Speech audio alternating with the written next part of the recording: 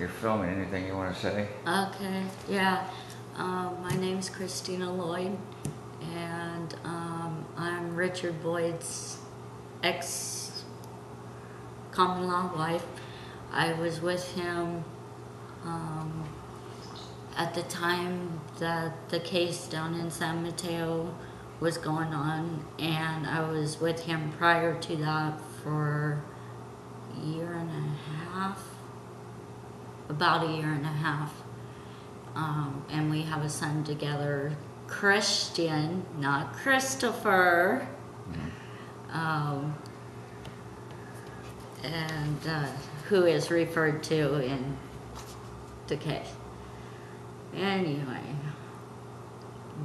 I am reading over my statement I supposedly gave to Sergeant Raffaelli over the phone for the second time.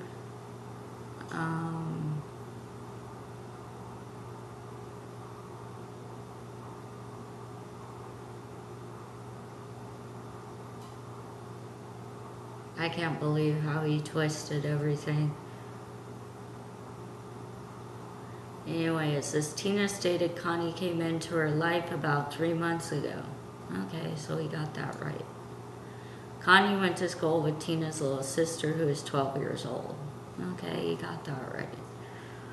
Connie told Tina she was going to run away because she didn't like it at home. No, that is not what she told me. She told me she was going to run away because her mom's boyfriend was abusive to her and her mother.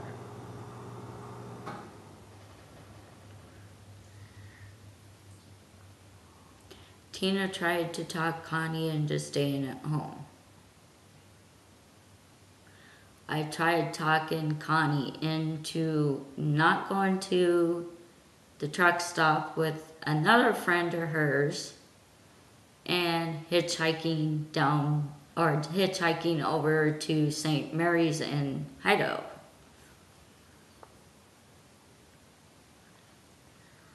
And told her that I would help her get a hold of CPS and talk to somebody to notify them about what was going on in her mom's home. Tina said they used to take her little sister to work with them, her and Richard. No, that's not true. My sister was with me maybe twice when Rick and I stopped and picked up money from jobs we had done. One day, Connie also showed up. The thing was, we went to pick up my sister to spend the weekend, and Connie was staying the weekend with her, so my sister asked if Connie could come along. I said she could as long as she called and let her mom know where she was going to be, and it was okay with her mom. The girls went into my mother's house, made what I assumed is they made a call. Carrie and Connie both came out and said Connie's mom said it was okay. So we all got in the truck, went out to our place in Airway House.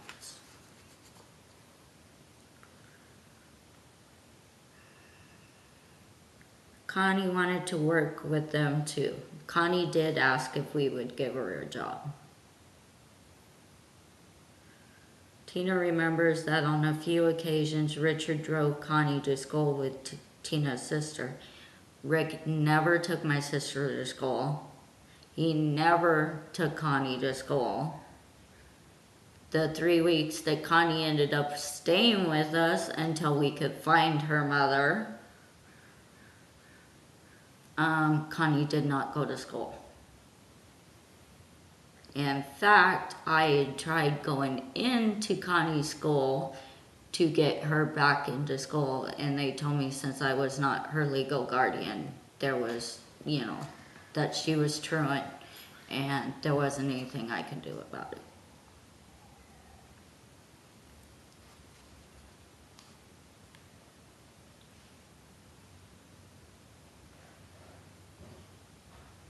Tina said there is no doubt that Richard knew how old Connie was.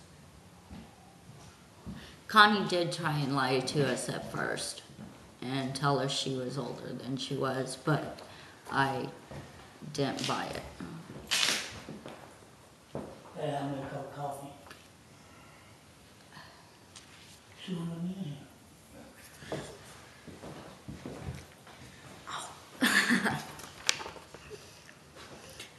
The relationship between Tina and Connie became difficult. Tina said they allowed Connie to spend the night with them, and during the night, Connie climbed into bed on Richard's side. Connie did sleep a couple of nights in bed with us. She always slept next to me.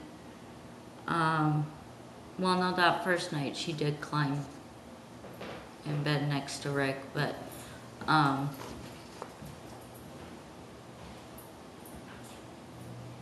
after that, she always slept next to me.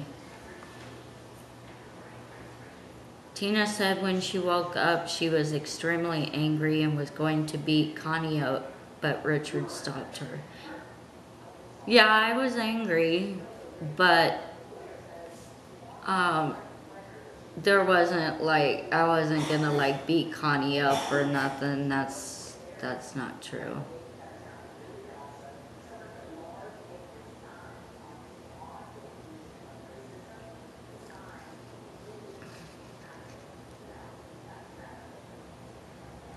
Once Connie explained that she was having nightmares and just climbed in bed so she could feel safe, that's when I told Connie that from now on I would sleep on the outside, and she could, if she had a nightmare or whatever, she could climb in and sleep next to me.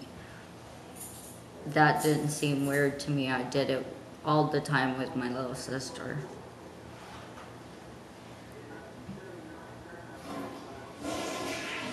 Richard did take Connie home to her mother, but Tina did not go with them. That's true. A few days later, Connie called her crying, saying she was going to run away again. The next thing Tina knew was Connie was at her home again.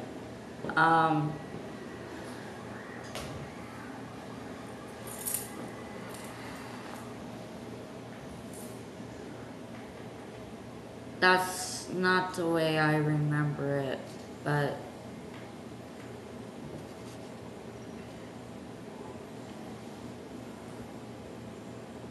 I might have there was numerous phone calls we got from Connie wanting us to come see her, Connie wanting to come back and stay with us, her mom offering to give Rick custody, different things like that. So I might kind of be mixing up times here. Tina said she talked with Connie, and Connie expressed an interest in Richard and said she was going to try and take his affection from her. Connie never told me that. Tina told Richard of this and demanded Connie leave. The only reason I didn't want Connie with us is because it was becoming a problem with her mom.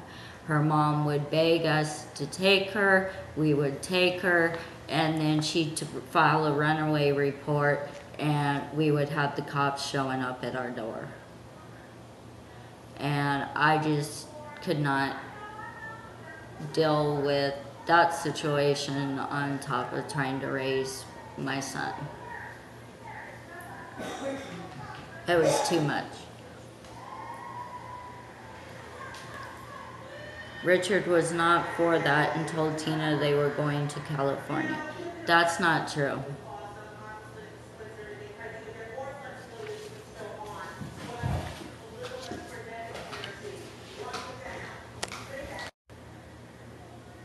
You're on. Okay. It was not true that I'll just back up. Richard was not for that, hold on.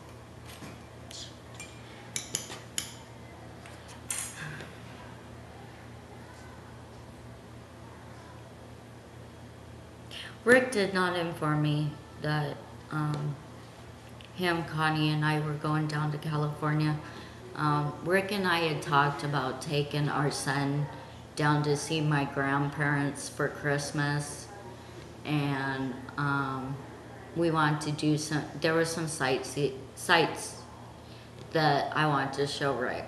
That over the years, traveling back and forth from Vancouver, Washington to Spokane, my grandparents had taken us kids, and I just wanted to kind of share that experience with Rick. Mine and Rick's plan was for it just to be Rick, me, the baby. um,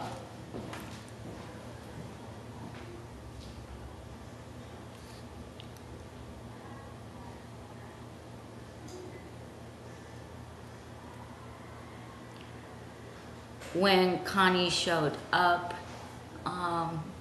she was very upset.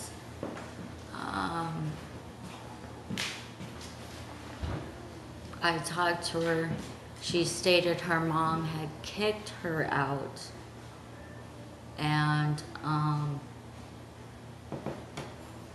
I told her she could stay for one night until we could get a hold of her mom or CPS and work out other arrangements.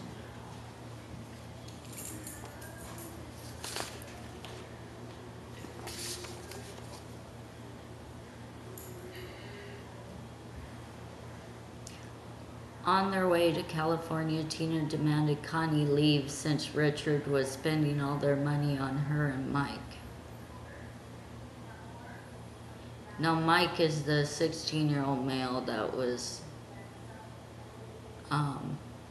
helping Rick out doing the landscaping, and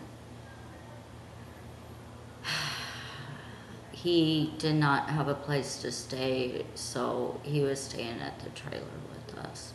I don't remember exactly what the deal with Mike was. And yeah, Rick and I did have an argument over that.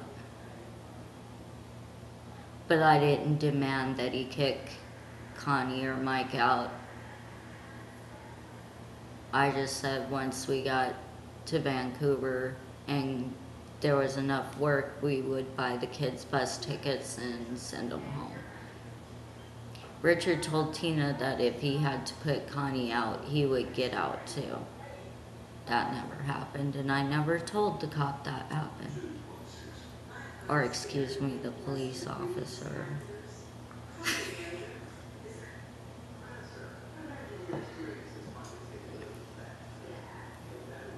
Tina said their relationship became strained.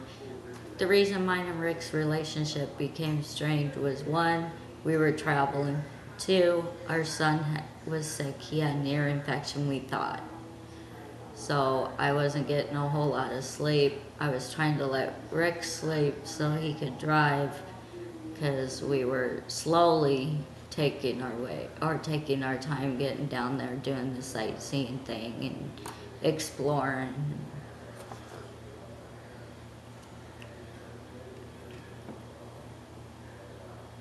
Chris became ill and she decided to stay with her grandparents while the group continued to California. That is true in a way. I wanted to continue on to California. Rick and my grandmother were the ones that convinced me to go ahead and stay there with her until Rick could get down to California, get a more stable situation.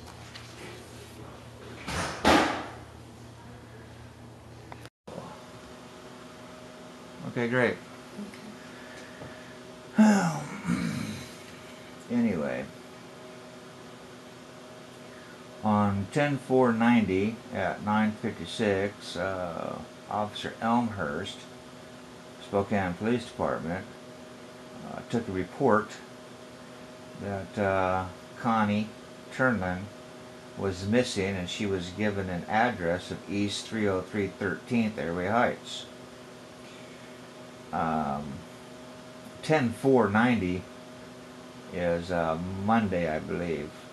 So it'd be 10. Wait a minute. 9:30 or 9:31 is a Sunday, and 10:1 is a Monday. Yes, 10:1 is a Monday. We know that at least for sure. So 4 days later, Mrs. Helen is calling to report Connie as a runaway. That's 4 days after. 5 days? 5 or 6 days later. Anyway,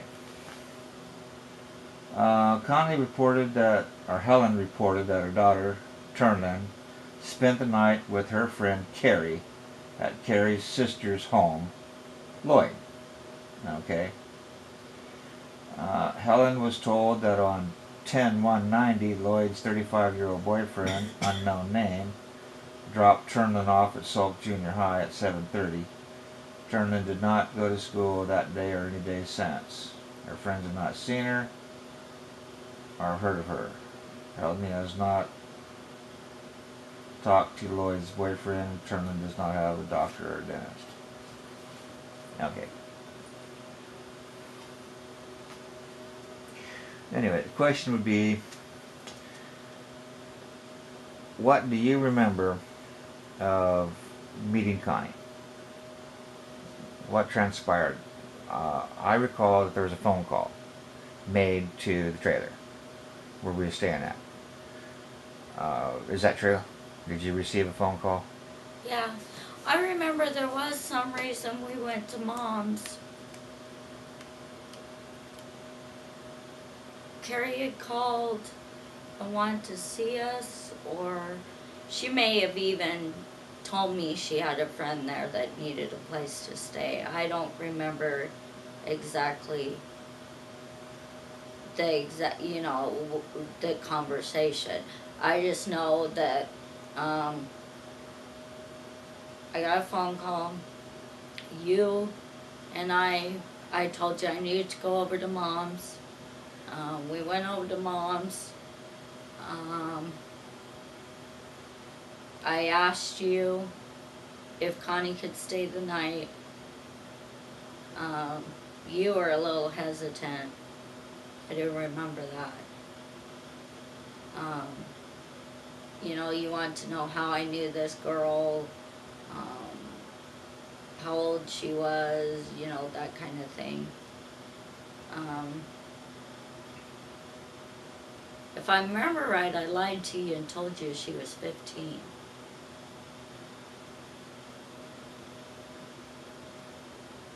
And I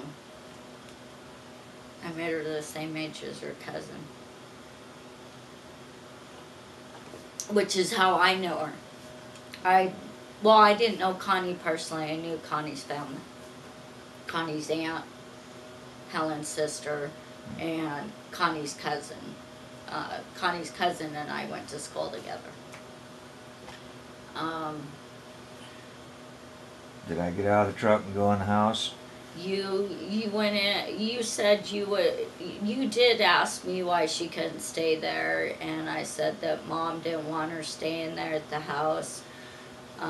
So you said you were gonna go in and see what was going on. We went in, talked to my mom. My mom said no, she could not stay there. She had already been there for a couple of nights. The girls had school the next morning. She didn't want her there. Did I get in your mother's face? Did I get pissed off at your mother? Yeah, I do remember there being words exchanged, and you went out to the truck, and Mom and I exchanged words. I came out, asked you, well, is it okay? And you said for one night. Did I ask Connie if she had someplace else to go? Yes, you did. Did I offer to give her a ride to wherever else she had to go? Yes. Did she say that she did not have any place else to go? Yeah, she said that if I remember right, she said her family was camping or something, and they weren't home, is what I remember. They weren't home. Did I ask her if she'd be willing to go to a shelter? Yeah. Did I ask her if she'd be willing to go into CPS custody? Yep. Okay. Did I do proper? In my opinion, yeah. Alright. The only reason we took her home with us was because she begged us not to turn her over to CPS. Alright. And the deal was the following morning or the following day, I was going to get a hold of CPS. She was going to talk to a caseworker to see if we can get some kind of help with counseling and so forth for her and her mom so that they could work out their problems. I did not realize their problems were as severe as they were until later. Okay, did I take her home?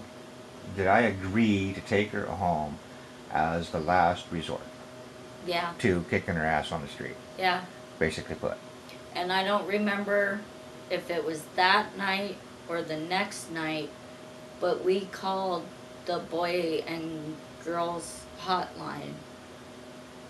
And, There was the runaway hotline. yeah, the runaway hotline. Boys and Girls as a Club. The runaway hotline Okay, is on. yeah, okay, the runaway hotline. Right. To ask them what they recommend we do, and they said that if she didn't have any place else to go, and we were willing to take her home with us, that would be fine for one night since it was so late. But we did need to notify the police department and CPS the next morning that we had a abandoned child. I don't remember that. That's what they told me when I was on the phone with them. Oh. You was on the phone with them. Yeah. Well, I didn't get that information. Okay. We're going to take a break due to the fact there's a train coming. Yeah. So go ahead and take a break for a second. Okay.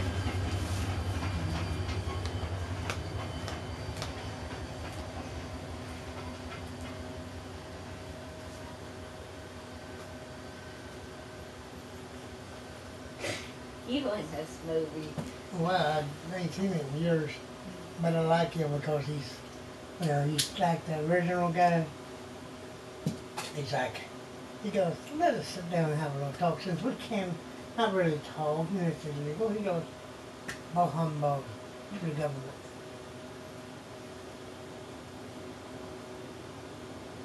Well, train's gone. Gee, that was interesting. No whistle. Yeah, I know. What was Um, up with that? From my understanding is... Uh-oh. Here come the train. Told you. The train, boss. The train.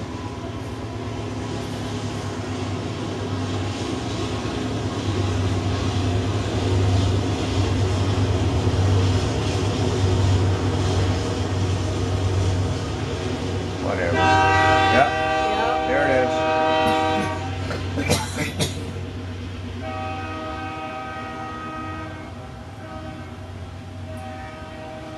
Okay, here's the way I understood it. From what I gathered from the situation, Helen kicked Connie out. Connie, or your sister, found out about it somehow, whatever. And Connie missed the bus going to school. Her mother kicked her out, and she ended up going over to your mother's house, and your sister was asking if she could stay there, and Helen was threatening your mother, telling your mother that she couldn't stay there because both Helen Heltney and Gwen, your mother, were in this tough love thing, and they were denying her a place to stay. Okay. and that was not there Saturday night, or spent the night. She showed up there earlier today, and your sister called you to see if Connie could go with you, since her mother wouldn't let her stay there. Alright, that's how I recall. It wasn't that Helen and your mother arranged to have them spend the night. It was she was already kicked out, because she told me. Connie told me that her mother kicked her out and she didn't have any place to go, and that she was there and your mother wouldn't let her stay. My understanding was that she had come home from school with Carrie on Friday. Okay. And Carrie asked if Connie could stay the night. Right. And Mom said, or could stay the weekend. Mom said, okay. Mom got a phone call from Helen during the weekend stating that Connie was a runaway. Oh, okay. And that if Mom continued to let her stay there at the house, then she was harboring a runaway. Okay. So that's why. Okay. Then that fits. More or less that fits the situation. Okay. So if I remember right, that's why Carrie called me, was to see if Connie could come stay out at my house. Okay, now we have this East 303 13th Airway Heights. How did Helen get that erroneous First off, is that an erroneous address? Yes, that is. Every address out in Airway Heights is west. Okay. Not to mention our address was 4 or 5 digits. Okay, and the East 303 13th Street, where do you think that she got that information? Did your mother give it to you, or did No, I can't Carrie see give it to my you? mom giving Helen a phony address. Did your mom know our address? Yes, Mom knew our address. Mom had been out to the house numerous times. So your mom did not volunteer the address to Helen? No. Okay, then who did? I'm thinking my little sister. Okay. Damien had not been out there, had he? No, my brother hadn't been out there. So he did not know the address. So the No. only two people that knew the address was your mom and your sister. Yes. And of those two, at least one of them gave her a knowingly false, wrong, opposite direction address to send her off someplace else. So that's covering for Connie. Well, yeah, and that does sound like my sister. I mean, she was 12 years old, you know. She was trying to help out, which she thought help out a friend. Right. know, Okay. by keeping her hid, you know. Right. Send her off in a wild goose chase. Okay. So, when... Okay, it says here, Helen reported that her daughter Charlene spent the night with her friend Carrie at Carrie's sister's home, Lloyd. Helen was told that on 10/1/90, which would be midnight, by the way, Lloyd's 35-year-old boyfriend dropped Charlene off at Salk Junior High at 7:30 in the morning. What were we doing at 7:30 on 10/1/90? Sleeping. Okay. When Connie went with us, what was the deal with the gas situation and the check? I didn't get my AFDC check until around noon on the 1st of every month when our mail was delivered.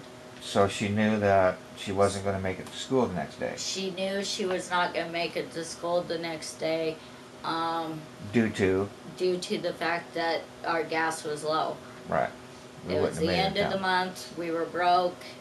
Mm-hmm.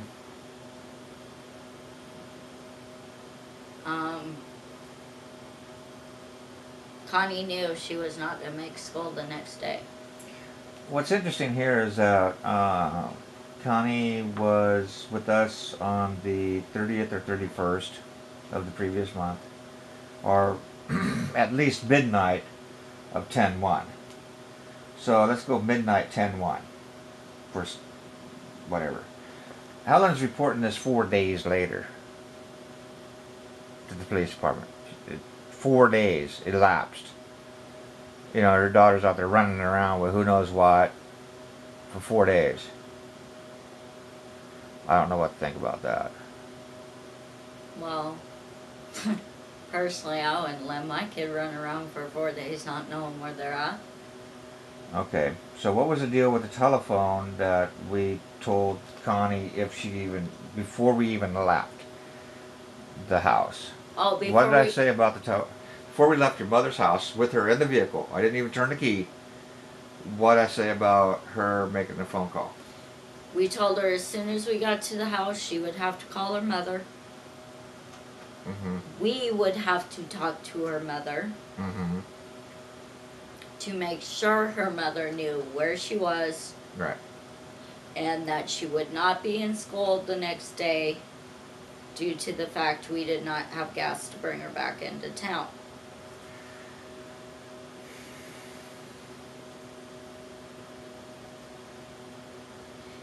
We had planned on, if her mom had a problem with that, we would give her the address and she could come get Connie. That was yours and mine. But when we got to the house, Connie tried her phone or called her phone number, told us it was disconnected. We thought she was lying. So we made her call it again. Did I stand over her and memorize the phone number? Yeah. Okay. And then you asked her, you go, that's a phony number, right? You know, you're not really, you know, you just made up a number. Well, no, And because it could have been anybody if you make up a number. yeah. How about a known disconnected number? An old number that they had that she knew was disconnected. Yeah. And did I write that number down as she dialed yes. it? I stand there and write that number down? Yeah. Okay. And you and I both, over the course of the next week, tried that number numerous times just to see if maybe, you know, it was just shut off because the bill hadn't been paid or something, trying to get a hold of Helen. Right. And the entire time Connie was with us, that phone number did not work. Did we find out later that that phone number was the phone number and that her mother did turn it off? Yes. So Connie was correct. It says here on 10-5, Spokane Police Report, Officer Patty Pulaski, she writes that Helen says that Connie was supposed to stay overnight with her friend Carrie. That would have been a Sunday night with the Monday morning having to go to school. Now, what do you think of Helen reporting that Connie was, quote unquote, supposed to stay overnight with her friend Carrie at your mother's house? Well, I know my mom, she wouldn't have allowed that. Okay. And then instead of spending the night with Carrie, your sister, she was taken to Airway Heights and spent the night with Carrie's sister, Tina Lloyd. Okay. We didn't force her in the truck. No. So, with Connie was supposed to stay over Sunday, quote unquote, night with her friend Carrie to go to school the next day, have your mother having her go to school the next day? Is that like normal, or do you let your kids stay over Saturday night and you bring them home? My mom has always had the rule. We could have friends stay the night on Friday night or Saturday night or both nights. Right. Okay? There was no staying the night at anybody's house. There was no people staying the night at our house on Sundays during the school year. Uh-huh. That was just the rule. Now, Carrie told Mrs. Helpme her sister's address is East 303 13th. That's what Helen reports that your sister told her. Okay. Airway Heights. Is there such an address again? No, Helen, not that I'm aware of. Helen went to Airway Heights, and the police department assisted her in locating that address. I would assume Airway Heights Police Department would know all their addresses out there are west. Mm-hmm. So what? And the people there at East 303 13th Airway Heights had never heard of Tina Lloyd. Have we ever heard of East 303 13th Airway Heights? No. Okay. I don't think there is a 303. You don't think so, or you know not?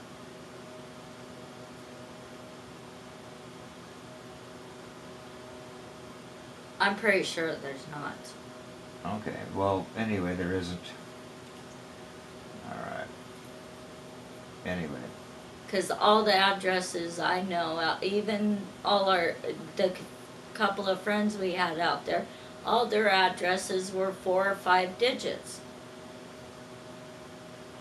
Okay. In here it says I'm 35 years old. Did Helen add 5 years? Was she told I was 5 years older? Yeah. Okay. She didn't come up with. Was she told that I was 30 and she added 5 years, or was she told I was 35? I think she was told you were 35. Okay. Would you think that your mother would tell her I was 35, Yes. or your Yes. sister? My mom. So your mom added 5 years. Mom was good about that. Okay. And she just learned that we drive a blue school bus type van and wear Army fatigues. And his mother's name's Shirley Edwards and lives at 318 Broad. 318 Broad. Well, that's your mom and stepdad's address. But it's not. Their address is 4 digits long, not 3 digits long. There's a digit missing. 3818, not 318. Oh, okay, yeah. Okay. So, do you think your mother is the one that told her it was a blue school bus type van? That makes sense because my mom had seen the school bus / RV that we were. Do you think that it's your mother that said that I wear Army fatigues? Yes. And do you think it's your mother that gave her a West 318 Broad address? Yes. Why would your mother give her a faulty address? I think mom just didn't know the address. She had only been down to your mom's like once or twice. So. Well, at least it wasn't a 303 East 13th. Okay, that was. So we're definitely telling there's a difference between two people and they're reporting. Yeah. Okay. Helen's new address is North 1325 Lentke. This was reported on 10/17/90. And her telephone number is, and she got another telephone number. This telephone number does not coincide with the previous telephone number that she gave them. Okay. She gave them West 1611 or 6411 Alberta. Alright. And yeah, as a matter of fact, she didn't even give them oh yeah. Home phone 328-1407. And his new phone is 328-1407. 325-6291. I believe I wrote down 328-1407 that Connie was calling. And the reason why it's 4 days later, I don't know why it's 4 days later. I cannot understand why it's 4 days later. But anyway, the point is that we do know that this phone number was changed on 10/1 because Connie was calling a number that was disconnected. Actually, it was changed on 9. Whatever. 9:30 or 9:30 or 31 or 28 Yeah, or whatever it is. because it was changed when we got back to our place and Connie tried calling. Well, we got back to our place approximately around midnight. Do you believe that? No, We picked her up around 11, no, 10. it was earlier than that. It was nighttime. It was dark. It was late. It wasn't daylight. We were there at night. I was complaining about being so late. 10. It might have been 10. Okay, around 10. Yeah. We got home at 10, 10:30, 9:30, 10, 10:30. I'd say between 9:30 and 10:30. Okay, so we got that narrowed down. So we do know that that phone number didn't work. We do know that her mother did move and the whole bit. So Connie is saying that she was kicked out at the end of the month, and when she was kicked out, probably kicked out on a Friday. Yes. She was kicked out on a Friday. Her mother moved Saturday or Sunday. Saturday and Sunday, and then reported her daughter missing 4 days later. Basically put, her mother moved out on her ass is what happened. Is that what happened? I believe that's what happened. Okay. She had been living with her sister, and a message can still be left at this number. That was her sister's number. Oh, And she's saying that this number is still working. Still working. Okay. no. It's supposed to be her sister's number.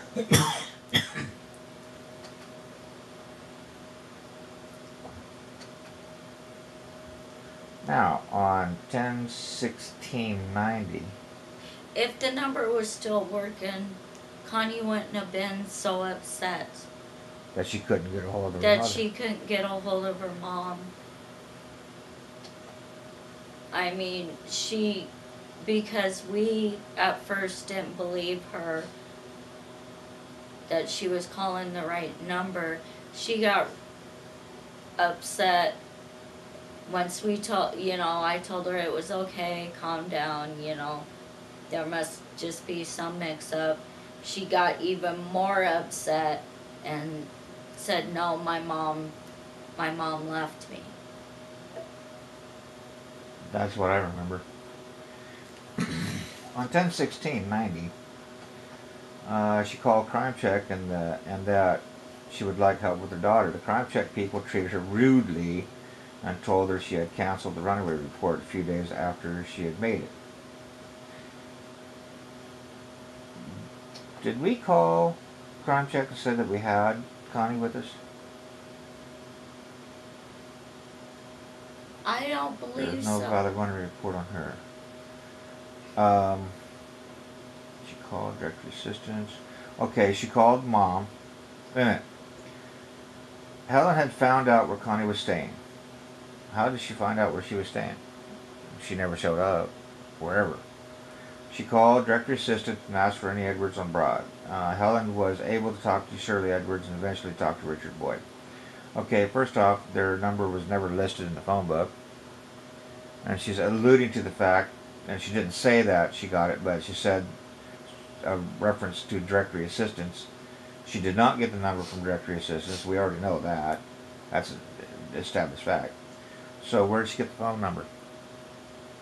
The only thing I can think of is mom, because mom did have your mom and Raj's number.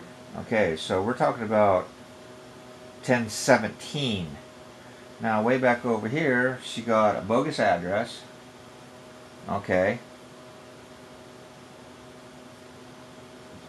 Yeah, she got a bogus the address. 313 East Broad, No. or West Broad. No, it's 318 Broad. On 10/11, she got a bogus address, and then on 10/17, she finally got the phone number. The address is from your mother, and the phone number is from your mother. Why did your mother not give her the phone number on 10/11? Why 6 days later she finally gave her the phone number? That I can't explain, Rick. Yeah. when we got the phone number, where were we when uh, Helen was able to talk to Shirley Edwards and eventually talk to Richard Boyd? How did that transpire? Okay, were we sitting? That was we were on a job. Right. Your mom come, we were not that far from your mom's. Your mom came over, told us that she had a message for you. Uh-huh. Gave you the message that Connie's mom was trying to get in touch with us. That she wanted her daughter returned. Uh-huh. And you finished up the job. We went over to your mom and Raj's, and you talked to Connie's mom. And you were there when I talked to her mother. I was there when you talked to Connie's mom. And then what did we do immediately? You took Connie back to her mom. By myself. Yep. And you did not go with me. Nope. Why? Because I was furious. About what? I wanted to tell Helen that, you know, she was lucky that we weren't different people. You know, that something she could have been looking for her daughter at the morgue.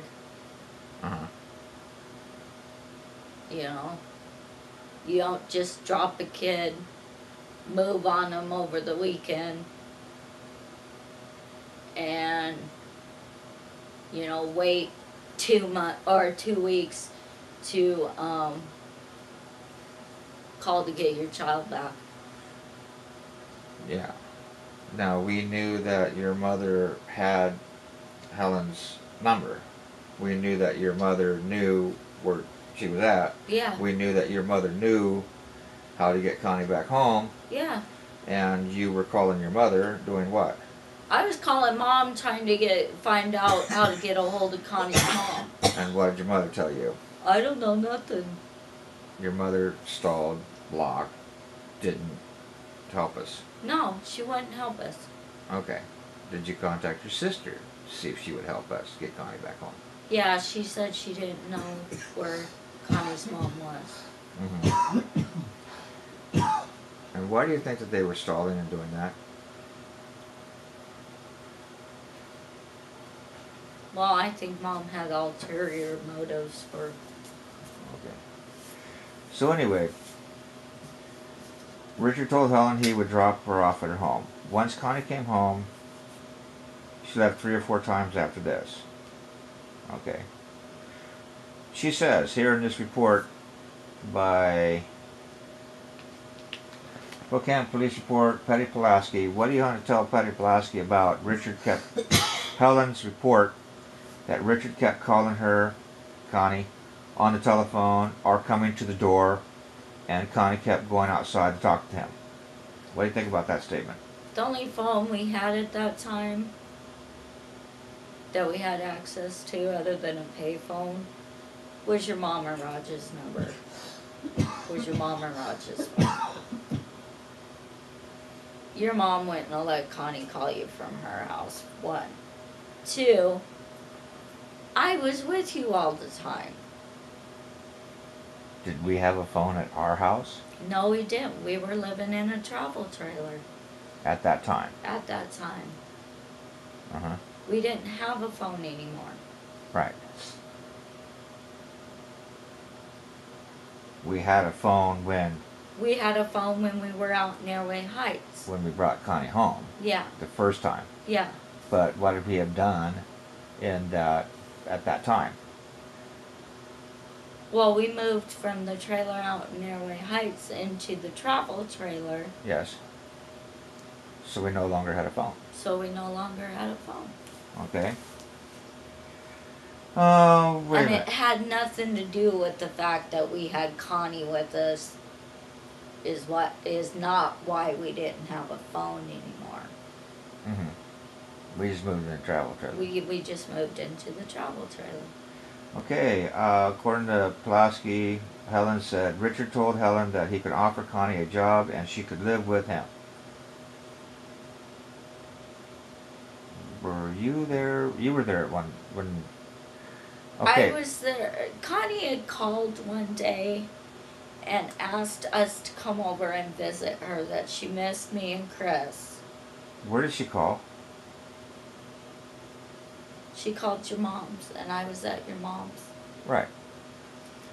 You were gone. Okay. I was out doing a job or something. Yeah, You was there with Chris. You yeah, was with Mom. I was there visiting your mom, and I had told her that I would talk to you about maybe swinging by later. Okay, and did we? We did go over and visit. I had talked to Helen while I was on the phone to Connie, Mm-hmm. and asked Helen, if she had a problem with us coming by, and she said no. And so when you got back from doing whatever you were doing, I told you what was going on, and you asked if I wanted to go and see her and check on her. And I asked if we could, and so you took me over there so I could visit. Mm-hmm. Other than that, that's Was I being your chauffeur? yeah, Driving you over there to go deal with Connie? yeah. At basically? first, you didn't even come into the house. We drove up. We parked. Yep. What happened? Connie came out. Yes. I got Chris out of the car because took the car seat out of the car because she wanted to see Chris, Mm-hmm.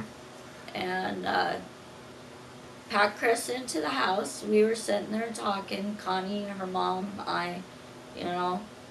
and Helen asked if she asked where you were. I said in the truck, and she goes, well, he doesn't have to sit out there, so I had you come in. And then the next thing I know, she started talking to us about Connie coming and staying with us because she was still having problems with Connie. Connie wasn't going to school. Connie wasn't doing her chores like she was supposed to. Connie wasn't, obeying the rules. She even offered to sign guardianship or temporary custody over to you. And I said, whoa, I can't do this. What'd I tell her? And you said, oh, we got our hands full with our son, I'm Did I tell her it's your daughter, Yeah. your responsibility, Yeah. not mine? Yeah. Okay. I told her that. And Richard, felt that they could make a good living doing landscaping on the coast. So our original plan was? We were going to go over. The original plan was, because of landscaping being a seasonal thing, we were going to go down, visit Grandma and Grandpa in Vancouver, and then move over, work our way down the coast, working, trying to keep ahead of the weather so that you'd be able to work year round, keep an income going year round, and Chris and I would get to do some traveling. Alright.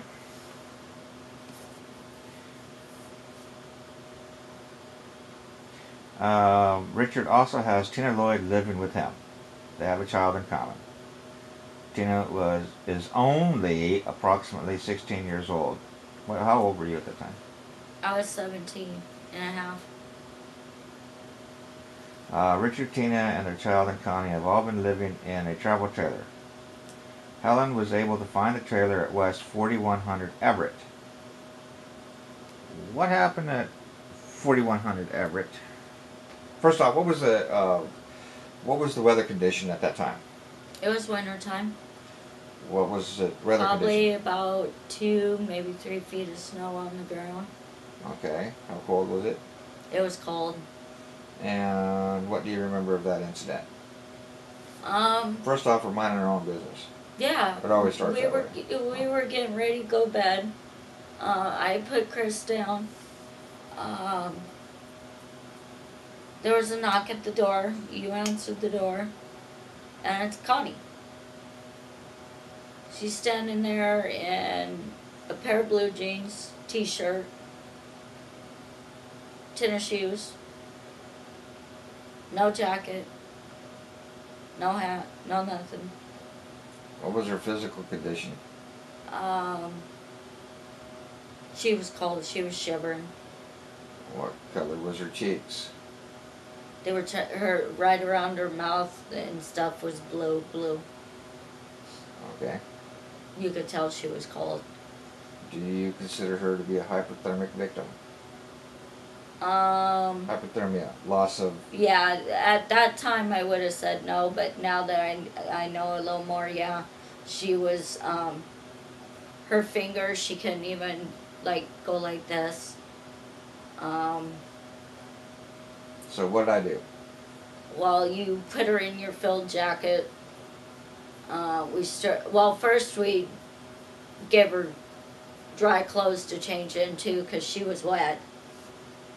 Got her changed into some of my dry clothes. You put her in your filled jacket, and we stuck her in front of the heater and got her warmed up a little bit. What did I say about warm liquid? Yeah. We gave it, I can't remember if it was hot cocoa or tea, but we got some warm fluid in her. When she finally quit chattering her teeth enough that she could talk, and you could actually make sense out of what she was saying, we asked her what was going on. She said she needed to stay with us. Their mom had kicked her out again, and she had nowhere else to go. And then what did I do?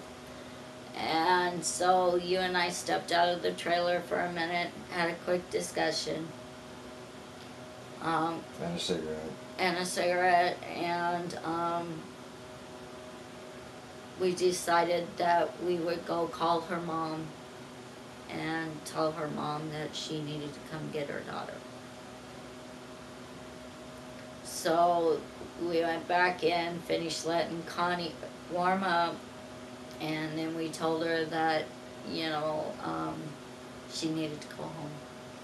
That we were sorry, we helped as much as we could, but it was getting out of hand. So you bundled her up and took her down to the VA hospital. And the next thing I know, there's another knock at the door and a whole bunch of ruckus outside. And I open the door and it's Connie's mom and a police officer. And the police officer asked if he could check, to see if Connie was inside. I invited him in, showed him, Connie wasn't there. Told him that you had just left a few minutes ago with Connie to go down to the payphone to call her mom to come get her. Helen proceeded to get irate, even more irate with me, called me a liar, saying that I didn't have a right, or I didn't need to be where I was, that I needed to go home, blah, blah, blah. I told her she didn't know the situation, and, asked her to please lower her voice because we were parked outside somebody's house. The cop ended up intervening and sending her back to her car with the threat of arresting her if she didn't calm down. The cop and I talked for a few minutes. He took descriptions of you and Connie, what you guys were wearing and stuff when you left, and then he left.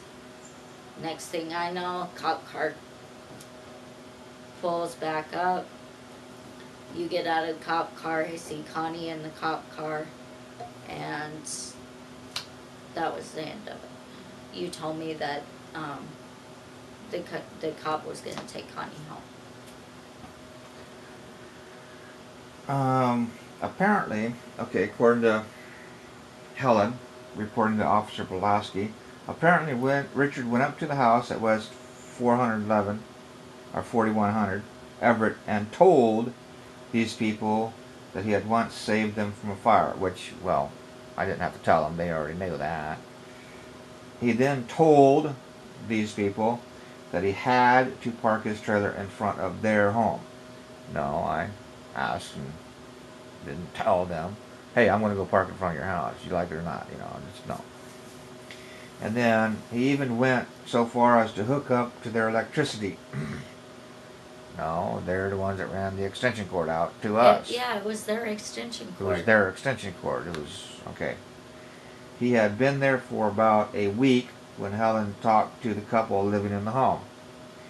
They were quite elderly and were afraid to do anything about him parking his trailer there.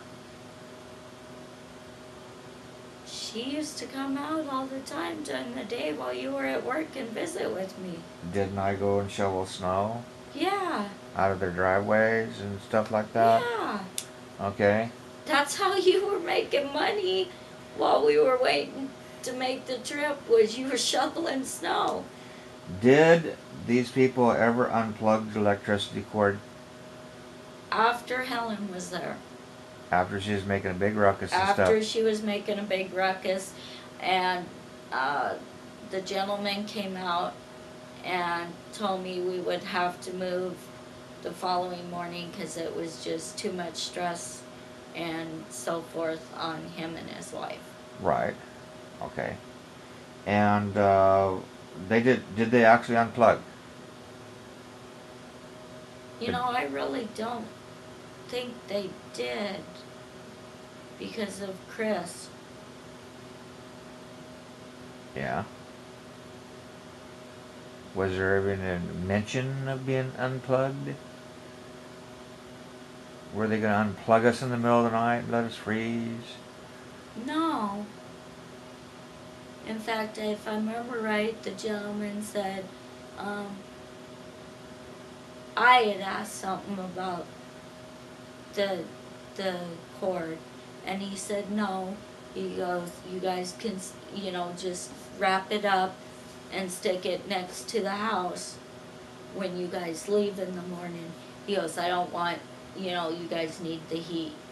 Yeah. For you guys and the baby. Well, according to Helen, is that they unplugged us, and I went and plugged it back in again. That's not the way I remember it. Okay. And how would she know? Helen was quite upset with crime check operators and the police officer that came to her home. He told her that he was lying about the one report and she'd never made one. He also told her that there's sure a good reason why Connie kept running away. Did Helen show up after the cops and after I returned and was threatening to call the cops, and I basically sat there and said, I'll wait for them to show up? Yeah. Did she threaten to go to all the neighbors and knock on the doors and tell them that I was a child molester? Yes. Okay. And that I was molesting her daughter? Yes. And me. And you.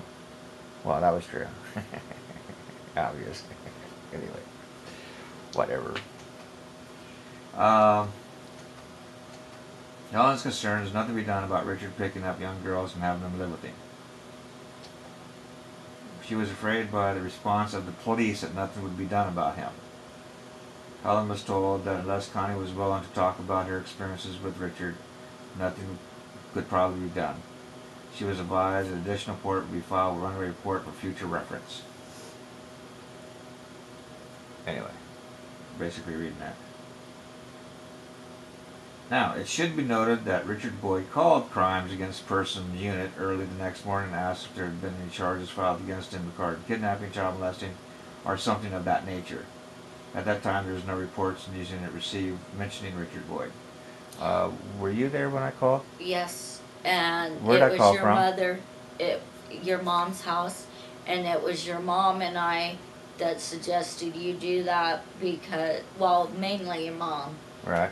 Because of the threats and stuff that Helen had made the night before, and in fact she was standing there yelling at the top of her lungs, so Mhm. the whole neighborhood could hear. Now, that same night would be the 10/17/90 at about 0015, 15 minutes after midnight. Okay, was when all this was going on. It says that Officer K. Peden, Spokane Police Department Officer K. Peden, says, I contacted Turner at the VA hospital with the report that she was a runaway. Was I with her at the VA hospital? Yes. Okay. This was reported by her mother. Alright. Actually, the truth is that Connie was on a hotline to runaway hotline, Spokane Police, or Spokane City, whatever, Yeah. a Spokane runaway place. And I was on the phone to 911, crime check. I was on the phone to crime check, not 911. And I was telling them about the situation that we had. So I was reporting her a runaway. The Veterans Administration Hospital Security Police summoned Spokane Police Department to come get her. And her mother reported her runaway. So they had gotten a call from me, a call from the VA, and a call from Helen, all at the same time, to come get her at the VA. Now, the thing is that it couldn't have been reported by her mother that she was at the VA hospital, because her mother didn't know she was at the VA hospital. I was the one that reported her at the VA hospital. That's how he Well, got and to the VA. I had told the cop too when they showed up at the trailer. Yeah, but I'd already been on the phone, Yeah. so I got there first. Yep. Or simultaneously, at least. Yeah. Okay. I picked up Turnlin and transported her home. Did he make a stop at the trailer and drop me off? Yes, he did. Okay. I later found out that no run report was filed on Turnlin. He was actually responding to my call, not her call. Anyway, he's got this messed up. When I arrived at the mother's house, the mother became very belligerent with both her and her daughter and myself. She said that her daughter was not welcome to live there, and I contacted CPS. Anyway, then they transported to BMS and blah. We don't know all about that stuff. Okay.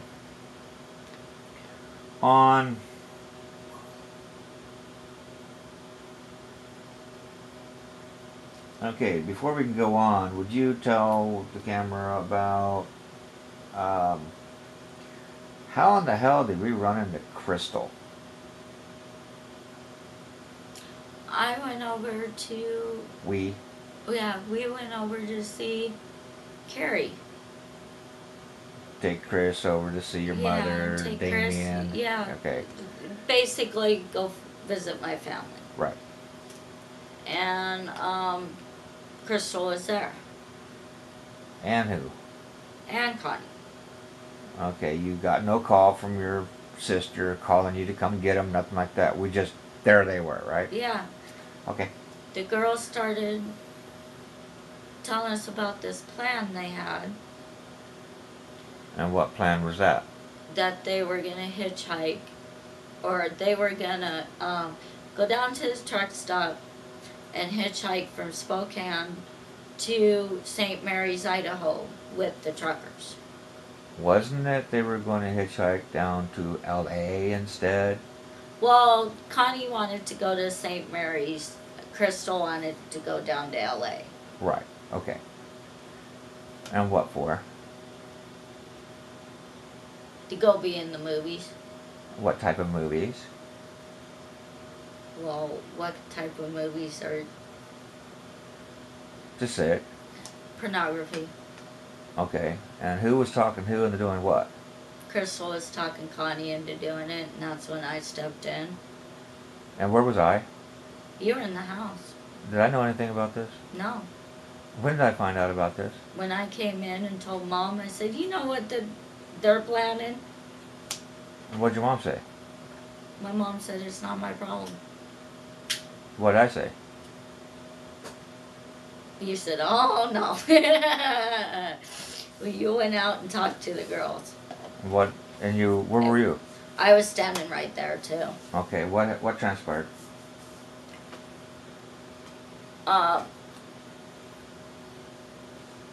We tried explaining to the girls the dangers of what their plan was.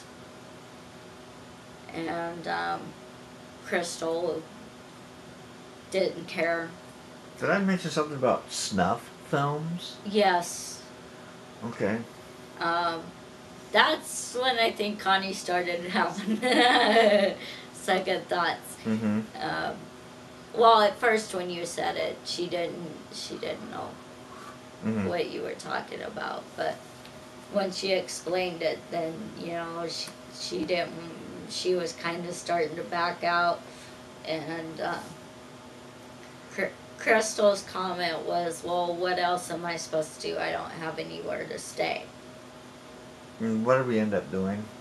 We ended up taking both Connie and Crystal with us back to the trailer. So, what is my position at this point? What am I dealing with? I'm dealing with a 17-year-old, alright, mother of my child, and, 2 13-year-olds. was I kind of commenting on how this is starting to look? Yeah. Okay. And you hadn't even had a conversation with me about it. So, did we go to... Okay, so we're sitting there wondering, or we got them. How many days did we have them before Mike shows up? Mike, who is Crystal's older brother, showed up the next day. The next day. Yep. Okay, I got a report over here that says that on October 25th, what were we doing on October 24th? We were at Mom's. Okay, then October 25th. What's October 25th? Isn't it like Thanksgiving or something? No. October 30th? 31st? 31st is Halloween. Okay. When's Thanksgiving? The third weekend, or the third Thursday of November. Oh, okay.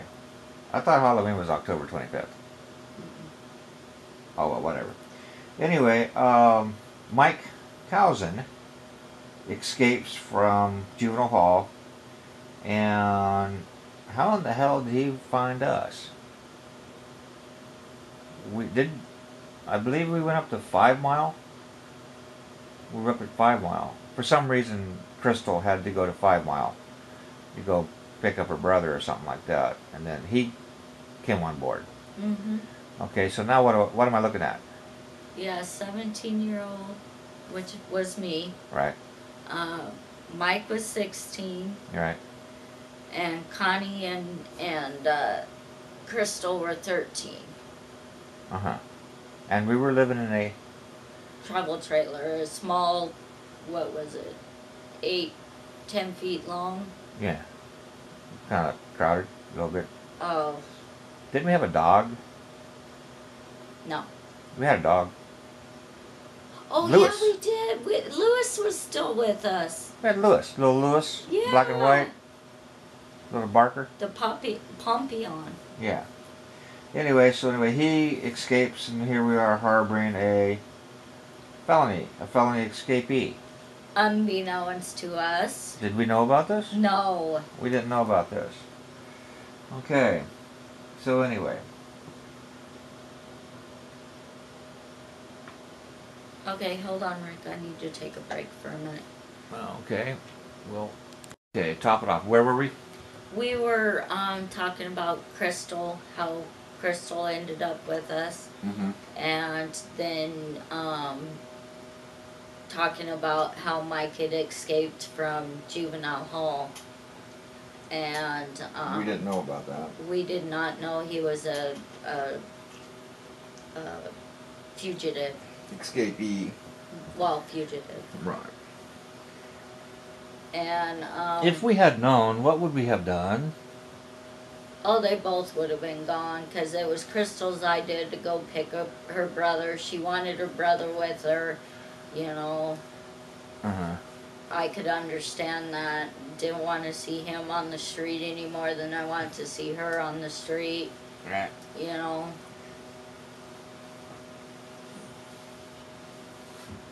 The poor decisions you make at the age of 17. Yeah, well, the heart was in the right place anyway. But how we ended up with Mike was at least he was old enough he could work. Mm. And that was the thing was Crystal wanted her brother to come stay with us. And when we found out he was 16 and went and met him, you know, picked him up, we sat down and, well, it was more you and him talking, but he was, you know, he was told there was going to be rules, you know. If he wasn't in school, which he flat out refused, then he would be going to work with you and helping you with the jobs and stuff. And teaching him a trade. Yeah, and yeah. all that good You shit. would teach him a trade, but he had to either be in school or working. Mm-hmm.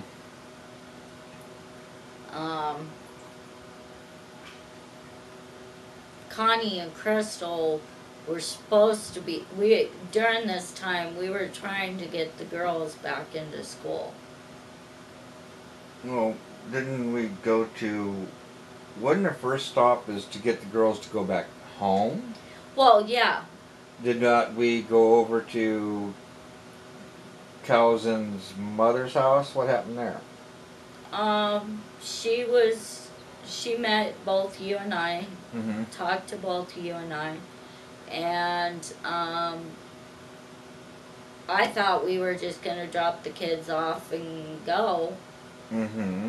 And next thing I know, she handed Crystal and Mike each money and said, "See ya." $20 a piece.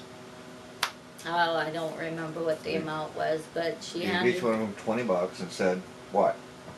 I'm moving. See ya." You're on your own?" Yeah.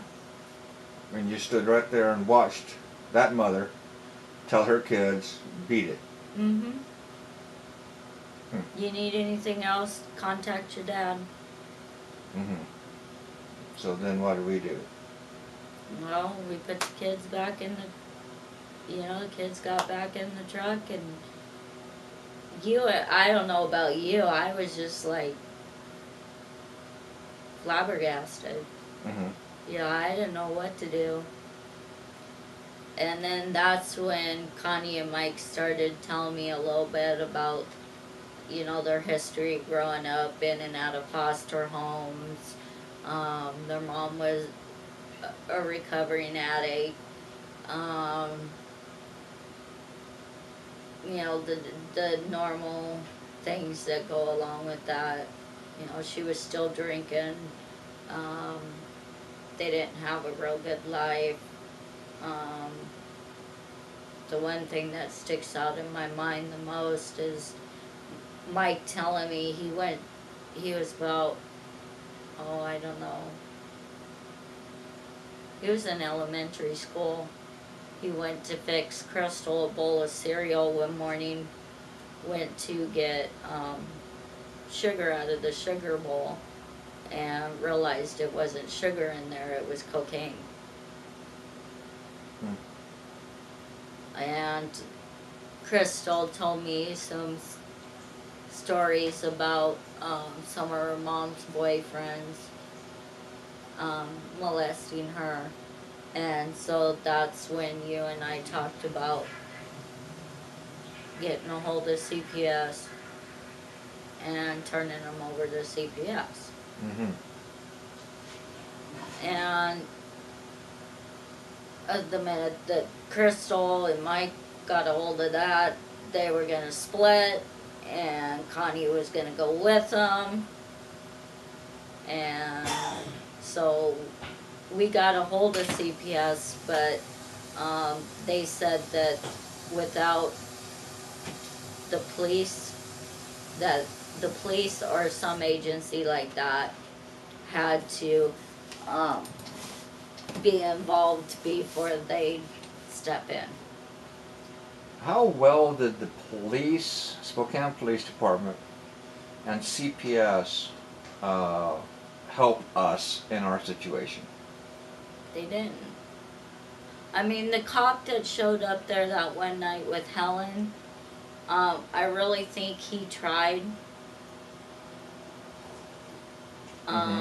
But, you know, Peden called CPS and took her over to Connie Klein's house over on Bemis and ended up taking her back to her mother's house, of which she didn't stay very long, and we ended up finding her almost the next day at your mother's. Yep.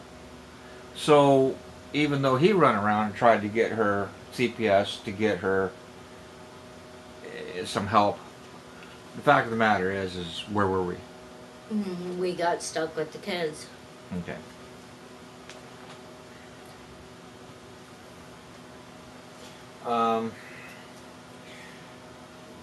What about kicking Crystal out? Why did I kick Crystal out? She decided that she was gonna take over. What did she do?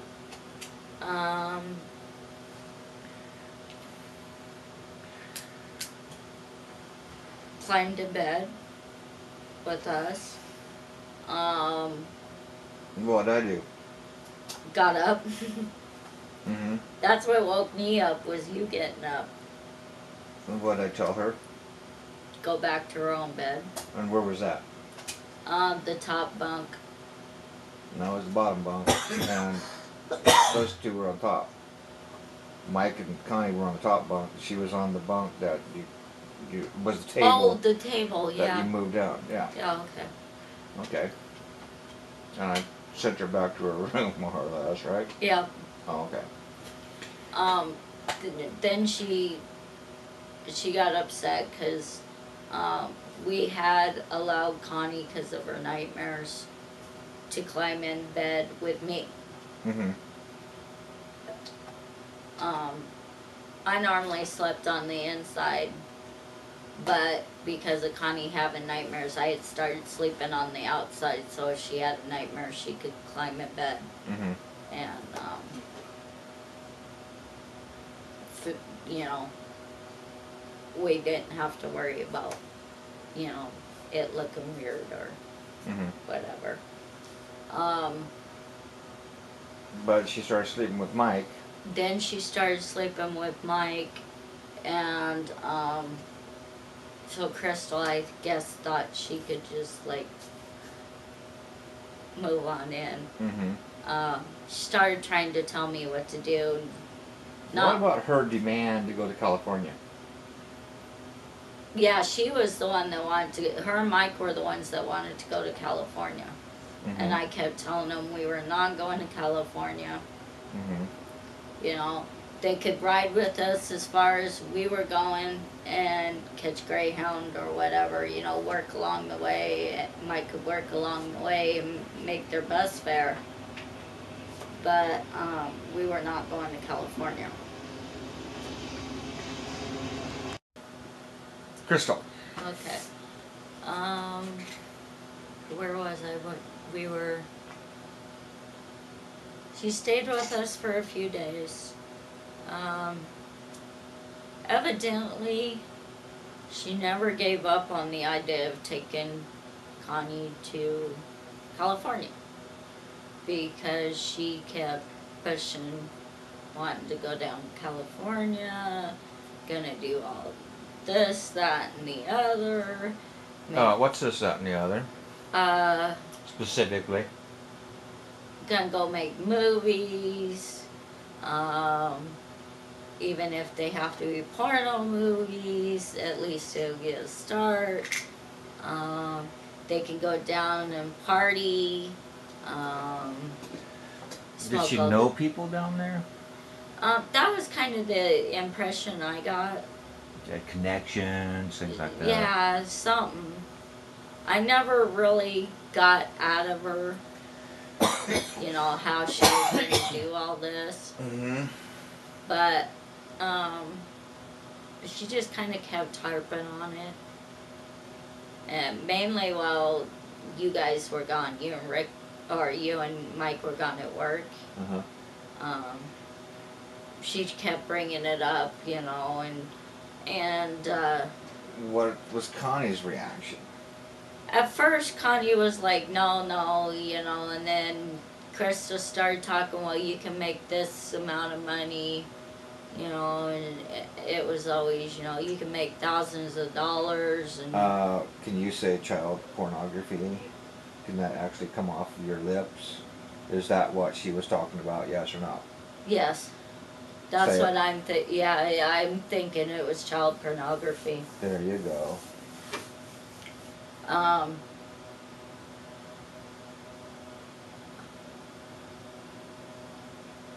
And she just kind of kept this going, and I was getting tired of listening to it. Uh, and you know, she was slowly but surely taking over. You know, she'd tell Connie what to do, she'd tell me what to do. The only one that she listened to on a continuous basis was her brother. And how did he treat her? Like garbage. Snap his finger, what He'd would she do? snap his finger, she'd jump, go get him a soda, go get him a cigarette. I mean, Stop talking immediately. yeah, shut up, Mhm. you know. He didn't even have to say nothing, and she'd jump. What was my reaction the first time I seen Mike snap his finger and his sister shut up in mid-sentence? What did I do? You told him that if you ever seen that again, you guys were gonna have problems, and he didn't want that.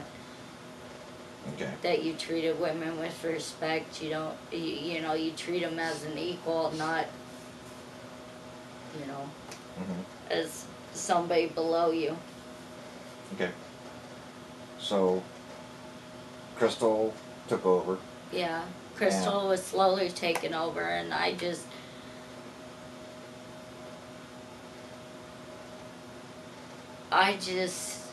didn't have the willpower or whatever to contend with her. You finally put a stop to it when you came home, and us girls informed you we were all going to California.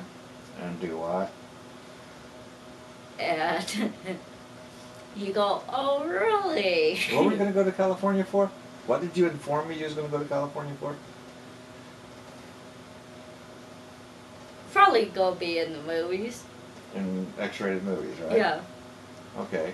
Now, why did you specifically tell me that? Well, because you and I had talks before about my upbringing Uh-huh. and me being molested and stuff. Right. I mean, you had dealt with my nightmares and stuff. Hang on, there's a train coming. We'll be right back. Okay, you're on again. Back Okay. from the train. Okay.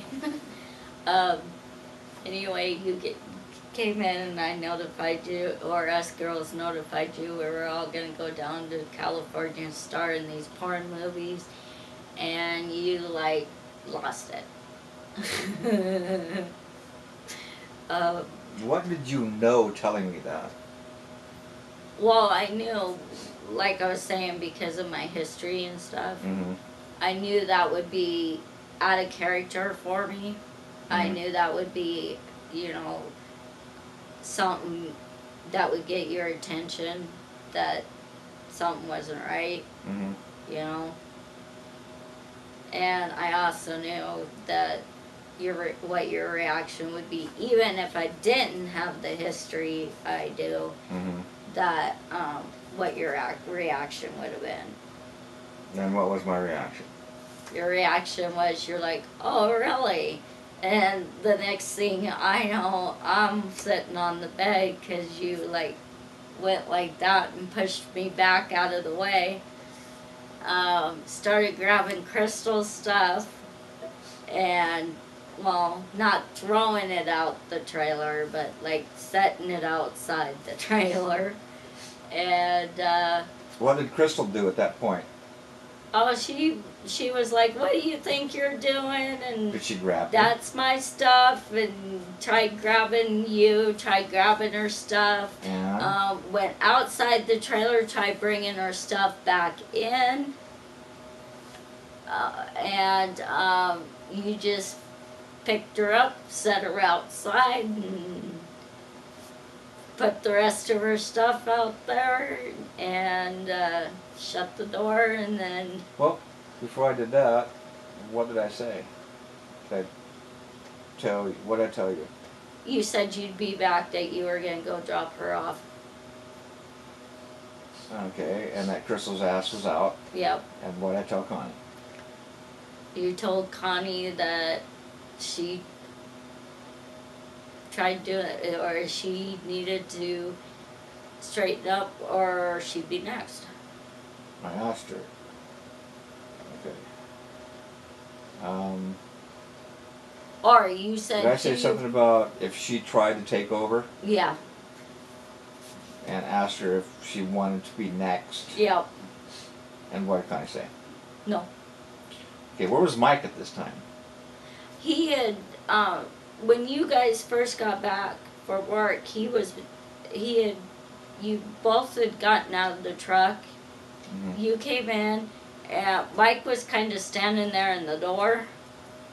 And then the next thing I know, he was gone, and I heard the truck door close. Mm-hmm.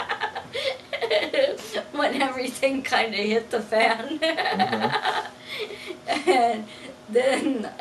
You went and hid out in the truck. yeah, I'm assuming he went in the truck. Okay. And then I left. Yeah, you left, and then you came back, and it was just you and Mike. I left. I took Crystal home. Yeah. Took Crystal to where? Her dad's house? I believe it was her dad's house. Okay, so, and I dropped all her crap off at her dad's house and then turned around and brought Mike back. Yeah. Okay, and then what did we do that night? We all sat down and had a discussion about how this wasn't a democracy. Okay. How it was a dictatorship and I'm the fucking dictator, okay? Is that what the way it's about? Yeah. Oh, okay. Oh, what we said went, and they just kind of didn't have it, Uh-huh. you know. Now, wasn't it that night that we moved and went over to Geiger? We left town basically that night. Yeah. Okay. Yeah, we went and stayed at the Starlight. Yeah, Starlight Inn Yeah. and Geiger. In Geiger. Okay, and then we hit the road the next day, Yep. and we drove. We went to Ritzville. Yeah. And We had stopped in Ritzville and had at breakfast. Perkins, right? Yeah. Had breakfast at Perkins. And then we went from Ritzville to...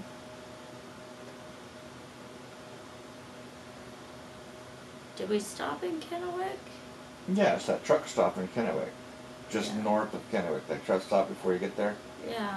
We stopped there. Had lunch. Then we went from Kennewick to just across the state line into Oregon. And of course along the way we're stopping, taking pictures, Mm-hmm. you know, doing the sightseeing thing. We went to that bar in Oregon, Oregon. Yeah. Where remember it has the all that sunken stuff inside the table, Yeah. horseshoes and different Yeah. farm stuff, and it's all got lamination over it. Well, it's not a bar, it's, well, Bar, restaurant, Yeah. whatever. yeah. And then we parked that night in that little trailer park Yeah. across the street. That's no longer there, by the way. Anyway, we parked there. and I was telling you a story about Tiffany and the diaper and the $5 and Yeah. coming back paying that guy $5, you know, that story.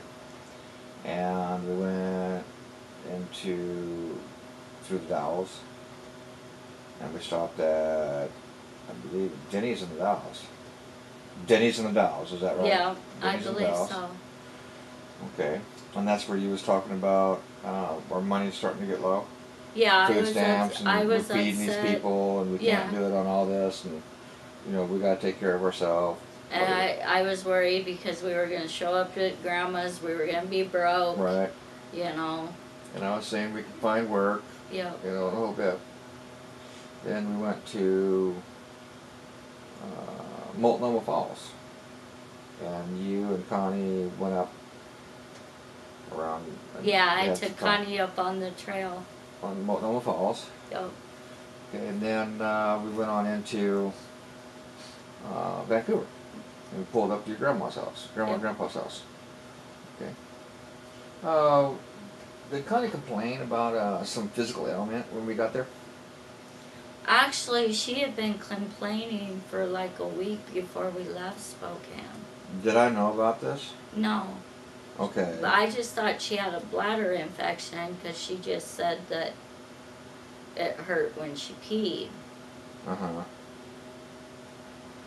And so I just thought it was a bladder infection. And then by the time we got to Grandma and Grandpa's, she was saying that she had a discharge. Uh-huh. So like then, a yeast infection of yeah, some sort? so I thought she had a yeast infection. So I asked my grandma, and my grandma went and got some Anistat 7. Mm-hmm. And I put Connie on that. Mm-hmm. And What do you remember about the sleeping arrangements?